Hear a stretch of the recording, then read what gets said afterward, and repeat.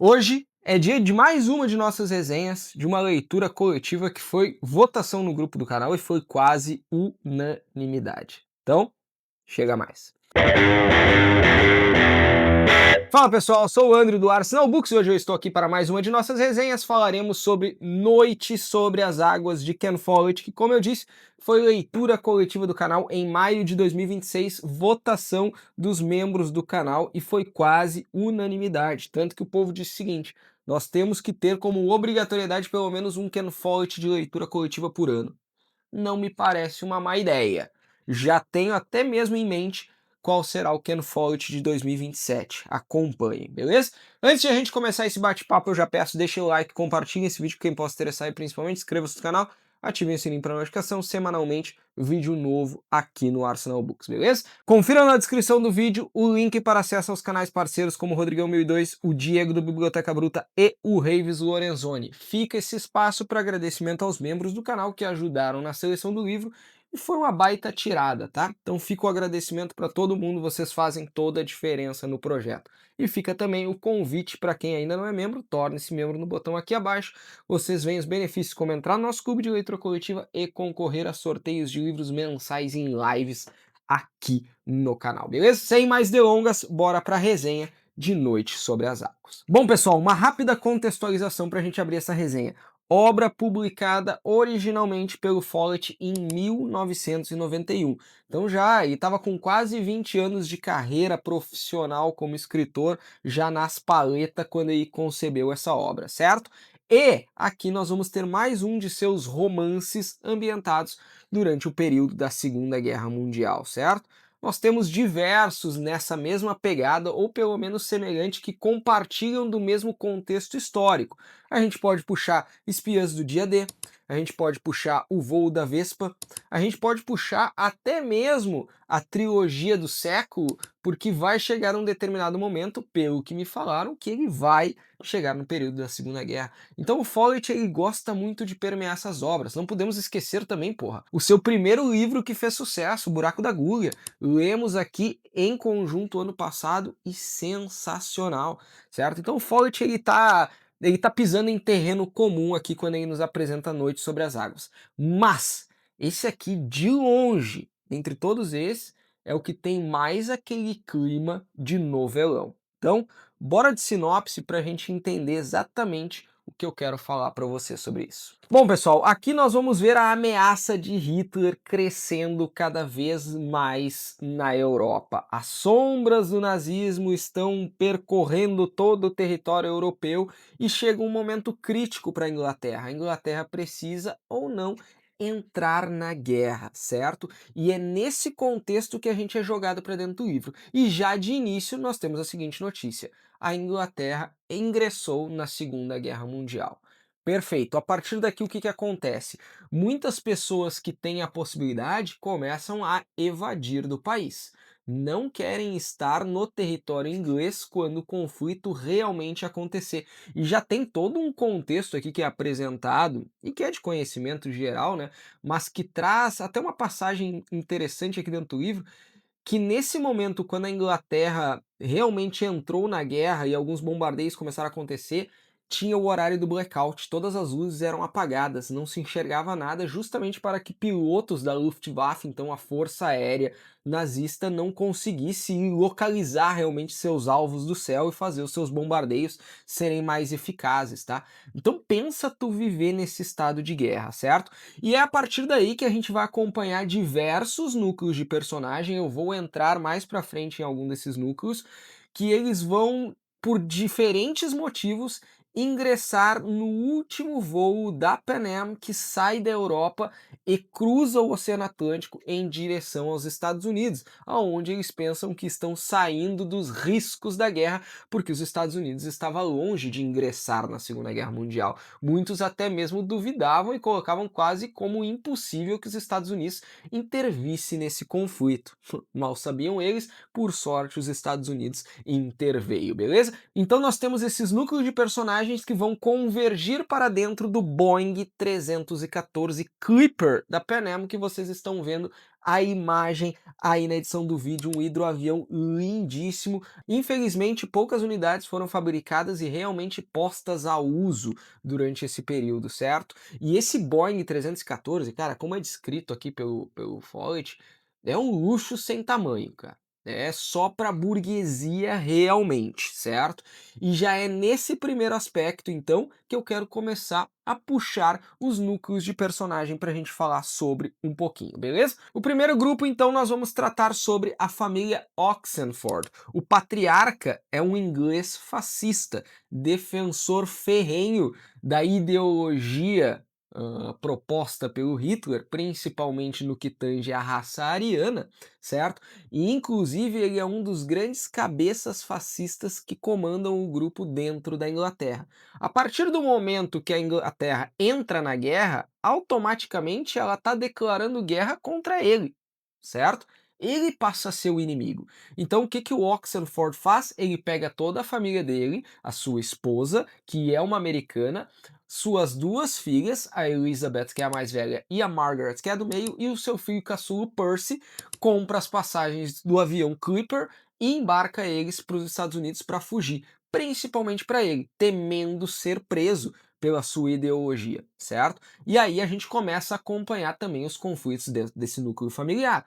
Por exemplo, a Elizabeth, que é a filha mais velha, ela é tão ferrenha quanto o pai nos pensamentos fascistas. A Margaret, pelo contrário, é o oposto, é uma comunista, certo? E defensora ferrenha, então, das ideologias comunistas. Se a gente for entrar em meandros políticos, os dois lados é a mesma merda, né? É o extremismo. O extremismo de qualquer lado ele é uma merda, seja para direita ou seja para esquerda. Então tá todo mundo no mesmo barco, tá todo mundo errado nessa bagaça, certo? Mas então a gente começa a ver esses conflitos ideológicos dentro do núcleo familiar.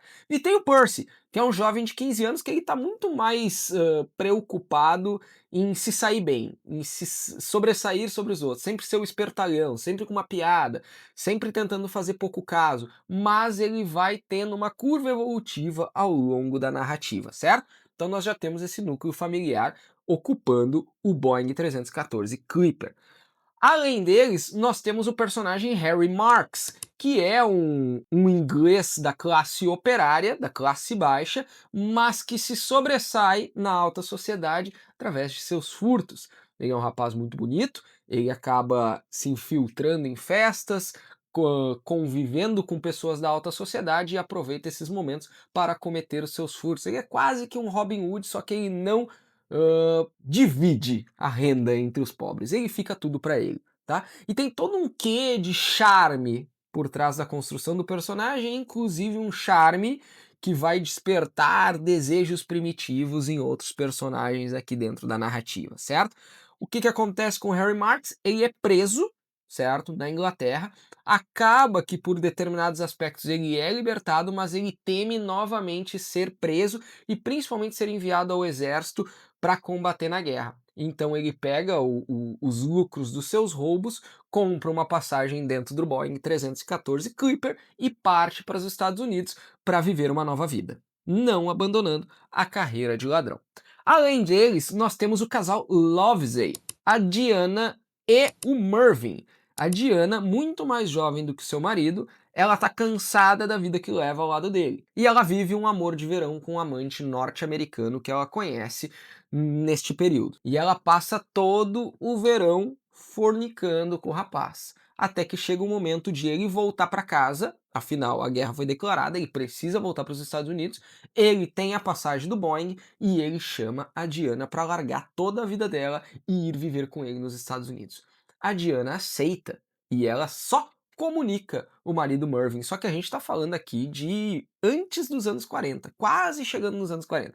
Então é óbvio que tem todo um quê de submissão da esposa perante o marido. Então é pouco provável que seja uma resolução tão simples. Ó, estou indo para os Estados Unidos com meu amante e estou me divorciando. Então é óbvio que o Mervyn vai partir em busca de retomar a noiva em fuga, a esposa em fuga. Ele literalmente vai atrás do casal de amantes. E aí é óbvio, de alguma forma, todo mundo vai convergir dentro do mesmo ambiente principal da obra, que é o Boeing 314. E Ainda tem mais 2 núcleos que eu gostaria de destacar aqui, para vocês verem a enxurrada de personagens que tem por aqui.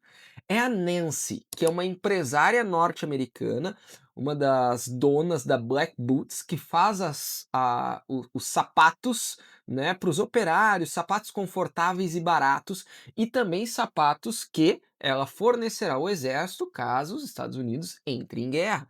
Então, é uma empresa, de certa forma, que passa pelos seus perrengues, mas que em estado de guerra tende a se valorizar muito. E ela, em viagem com o irmão na Inglaterra, descobre uma tramóia para tirá-la do poder da empresa. E ela precisa desesperadamente pegar esse último voo da Inglaterra para os Estados Unidos para que ela consiga minimamente se defender com relação a esse complô empresarial.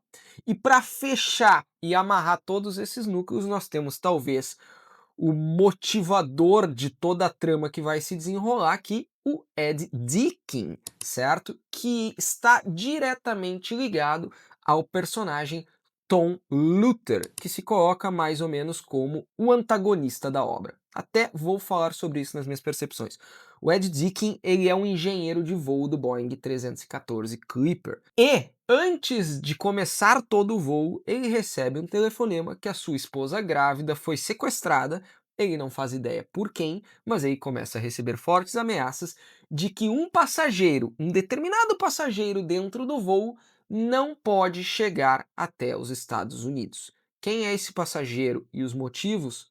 Vocês vão ter que ler para descobrir. Mas a ligação que ele vai ter com alguém dentro do voo com relação a toda essa trama de sequestro é justamente a figura de Tom Luther, que antes de embarcar ele também não faz ideia de quem é. Bom, pessoal, vocês viram aí que eu me estendi nessa parte da sinopse mais do que o normal, porque era muito importante a gente apresentar minimamente o contexto desses núcleos de personagens, tá? Nós estamos falando de uma obra de 430 páginas, e vocês viram o tanto de personagens que tem para ser desenvolvidos ao longo dessa narrativa. E o Follett, por incrível que pareça, consegue fazer isso de forma competente. A gente pode questionar se a gente gosta ou não dos personagens, mas que eles são bem desenvolvidos, isso eu acho que a gente pode bater o martelo. Não fica ninguém muito vazio, muito jogado. Todo mundo ali tem minimamente uma motivação, tem uma ideologia, tem algo a ser compartilhado. O que acontece ao longo dessa narrativa? Nós vamos ter diferentes pontos de vista. Nós vamos acompanhar esses núcleos de personagem, muitas vezes passando pelo mesmo período de tempo, o que cada um estava fazendo naquele determinado momento. Como é que eu enxergo isso dentro de uma narrativa? Pode ser muito fácil de o autor se perder, porque isso muitas vezes tira o clímax de uma determinada passagem. Tu tá ali querendo entender o que vai acontecer, o que vai desenrolar a partir dali, e daqui a pouco ele corta a cena de forma abrupta e vai contar o ponto de vista de outro personagem. Para além disso, é óbvio que nós vamos ter núcleos de personagens que a gente vai se identificar mais. Alguns vão ser mais interessantes, outros nem tanto. Então acaba quebrando um pouco dessa dinâmica. Andrew, isso é algo ruim? Chega a ser um ponto negativo dentro da obra? Não, na minha visão não chega a atrapalhar. Por quê? Porque o Follett é competente. O Follett tem uma boa prosa. A gente já falou sobre isso inúmeras vezes. Para além disso, o que eu gostei dessa obra é a ambientação, e aqui eu puxo também o contexto histórico. Segunda Guerra, mas focado nesse suposto ou teórico último voo transatlântico antes da Inglaterra realmente, de fato, entrar na guerra de forma mais ativa. É anunciado que ela entrou na guerra e vai ter esse último voo. Eu gostei disso, sabe?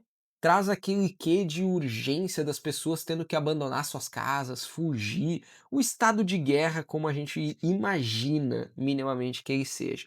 Para além disso, a própria ambientação dentro do Boeing, tá? É muito detalhado, cara. Eu gosto que nessa edição nós temos um mapa do Boeing, que apresenta inclusive o local onde cada personagem senta no Boeing. Isso é bacana, também te ambienta e fica claro todos os compartimentos do Boeing, sabe? E como cada uma desses compartimentos ele é decorado, como ele é posto, o que acontece em cada um deles, aonde se dão as refeições, quando as poltronas precisam virar biliches, como isso acontece. Cara, e é tudo muito luxuoso. Inclusive, eu vou pedir permissão aqui para o Gutierre, que participou ativamente da leitura coletiva conosco. Ele estava intertido com o chat GPT pedindo para criar imagens a partir das descrições do Follett aqui, tanto dos personagens quanto do Boeing. Então eu vou deixar algumas aqui que ele mandou no grupo passando para vocês terem uma dimensão do que eu tô falando. E cara, era bem assim também que eu conseguia visualizar pelas palavras do Follett. Então nessa ambientação é um tiro certeiro, cara, tiro certeiro mesmo. Um ponto negativo pra mim ao longo dessa obra são os vilões. E eu coloco no plural porque vai ser mais de um. Afinal, nós temos mais de um núcleo de personagens. Então, quase que cada núcleo tem o seu antagonista, uns menores do que outros para a trama. Se eu for pensar no antagonista mor, quem deveria assumir esse papel para mim é o Tom Luther, certo? Afinal, ele está envolvido no sequestro da esposa do engenheiro de voo e ele tem uma missão que não pode deixar um passageiro chegar até os Estados Unidos. Então todo o plot mais perigoso da trama está ali centrado no Tom Luther. E ele é um personagem fraquíssimo. Ah, na minha visão ele é fraco mesmo. Sequer ele é ameaçador. Por vários momentos ao longo da trama ele vai ser confrontado e ele é fraco, ele é frágil. Mais do que isso, ele é covarde. Então, ao passo que, ok, tu tem aquela emergência, aquele perigo da esposa que está sequestrada, quem faz a ponte entre os sequestradores e a vítima, cara, é um personagem que não passa medo em ninguém. Nem mesmo no Ed Dickens. Então acaba ficando uma figura fragilizada do vilão. Assim como o patriarca da família Oxenford. Ele se coloca como um baita pau no cu, ele trata mal a família, ele é aquele cara turrão, não tá nem aí pra ninguém, todo mundo tem que servir ele, todo mundo tem que fazer o que ele quer no momento que ele quer. E cara, tu vai vendo que ao final ele é só um pau no cu, que quando confrontado também baixa as orelhas e faz o que é ordenado, sabe? Então são figuras antagonistas bem fracas. Isso me pegou porque acaba tu realmente não tem alguém pra odiar ao longo dessa narrativa. Aí, pessoal, eu entro no último aspecto que eu gostaria de trazer, tá? Que é justamente para falar sobre a questão do novelão, como eu falei desse livro. Não passa disso, velho. Nada aqui é levado muito a sério, nada tem um senso de urgência tão absurdo. E sabe por que que a gente fica com essa imagem? Porque todo momento que dá, alguém tá transando. Cara, o Follett ele dedica capítulos, quase que inteiros, para descrever uma cena de sexo, completamente explícito. A gente sabe que o Follett tem dessas. Muitas vezes ele bate nessa tecla. Em quase todos os livros dele tem muita putaria. Tá? É quase como uma banheira do Gugu nos ares, assim, sabe? E algumas pessoas se incomodam com isso. Particularmente, para mim não chega a ser um incômodo. Mas tem muita cena de sexo completamente gratuita. Completamente gratuita. Que tu fica pensando assim, tá acontecendo o que tá acontecendo e a tua preocupação agora é transar. Tá bom. Pra quem já viu uma casa pegando fogo e o casal transando em um outro livro do Follett, que eu não vou falar qual é pra não dar spoiler, aqui até que é de boa, mas tem muita cena de sexo. De vez em quando chega a ser cansativo. Então tenham isso em mente. Então é um novelão, porque são vários núcleos e sempre vai ter um romance rolando nos bastidores. Além de todo o... Pô, estamos em estado de guerra, estamos tendo que fugir do nosso país para ir para o outro país se refugiar. Mas caralho, que vontade de transar. Basicamente, todos os personagens se resumem em algum momento dessa forma. E pessoal, encerrando a resenha por aqui com as minhas percepções, eu digo o seguinte pra vocês, tá? Era um livro necessário pra mim nesse momento. Tava precisando de uma literatura leve, cara. E é isso aqui que o Follett te entrega. Um livro completamente despretensioso, com uma prosa fluida, um contexto histórico bacana e personagens ok. Nada de compromisso, nada de ser um livro cabeça que vai te trazer inúmeros questionamentos. Literalmente, um novelão para te desligar o cérebro, curtir essa viagem no Boeing 314 e ver ali as intrigas românticas que vão estar acontecendo nos bastidores desse avião. É uma putaria sem fim, mas tem todo um contexto histórico bacana por trás. E bom, pessoal, como não poderia ser diferente, eu deixei aqui uma passagem destacada só pra gente, né, ter aquele de praxe do Arsenal Books das resenhas aqui do canal, pra gente entender um pouco da prosa do Follett com uma das passagens que eu achei mais de destaque. Confesso que eu não marquei quase nada do livro, não chega a ter nada muito marcante. Ajudar aqueles gangsters deixava Ed de coração partido. Ele detestava bandidos, muito gananciosos para viver como pessoas comuns e muito preguiçosos para ganhar dinheiro. Trapaceavam e roubavam dos cidadãos honestos e ainda viviam no luxo, enquanto outros se extenuavam para arar e colher.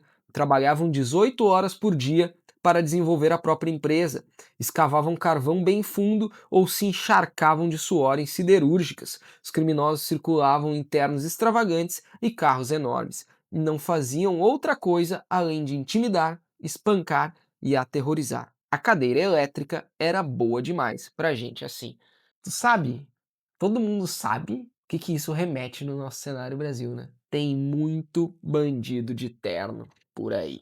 É, crime organizado é foda e no Brasil ele consegue ser ainda pior porque ele é impune. E falando rapidamente sobre a edição da Arqueiro, vocês estão vendo aqui passar sensacional.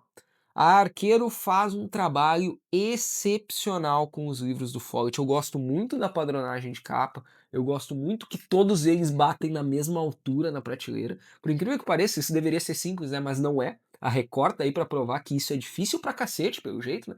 Mas a Arqueiro entrega todos os livros no mesmo padrão. E particularmente acho de muito bom gosto os designs de capa, tá? Eu tenho uma vasta coleção de Follett aqui, pretendo ter todos eles na coleção, certo? E todos que eu puder pôr as mãos através dessas versões da Arqueiro é por onde eu farei. A própria diagramação dessas obras, ó, flui, que é uma beleza. Bom, pessoal, vou ficando por aqui, espero que vocês tenham gostado. Acabou sendo uma resenha um pouco mais longa por causa da enormidade de personagens que a gente tem aqui dentro dessa obra, mas eu acho um livro bacana de todo mundo conhecer. Pode ser até uma porta de entrada, talvez, para o Follett. Eu diria que existem obras melhores, mas ainda assim não seria uma primeira leitura ruim. Eu sempre indico 2 livros para começar Follett, tá? Ou Voo da Vespa ou O Buraco da Agulha. Mas, quer começar por Noite sobre as Águas? É o livro que tu tem aí? Não tem problema. Acho que não vai decepcionar. Eu só lembro sempre do seguinte: nunca comece por Círculo dos Dias. Beleza? Peço mais uma vez, deixa o like, compartilha esse vídeo, quem possa interessar e principalmente inscreva-se no canal, ative o sininho para notificação. Semanalmente vídeo novo por aqui. Eu vou ficando por aqui e a gente vai se falando.